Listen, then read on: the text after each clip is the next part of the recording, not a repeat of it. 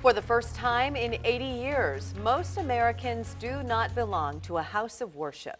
As we told you in our last half hour, the numbers have been in decline for years. And now, because of the pandemic, thousands of houses of worship could close for good.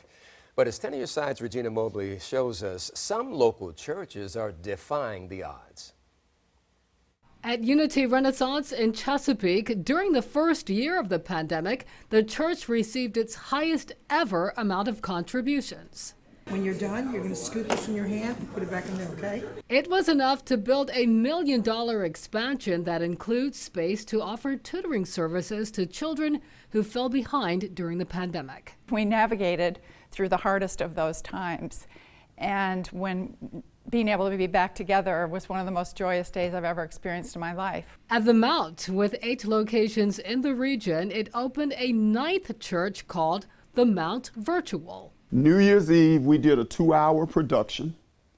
So I preached 4 points to my sermon, but each one of the points was in a different geographical location. So point 1 was in Atlanta, Georgia. Point 2 was at the Langley Speedway.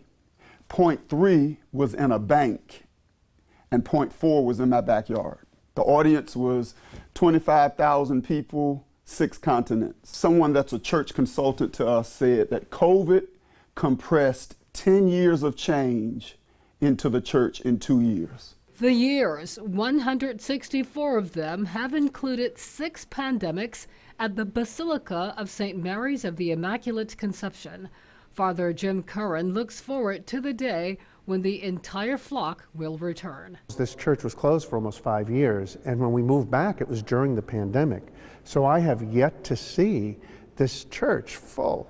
He says when we can expand our living space where we exist, then everything expands. And I think that's going to take some time, but I think we will, because it's what we do. Human beings are remarkably adaptive. Regina Mobley, 10 on your side.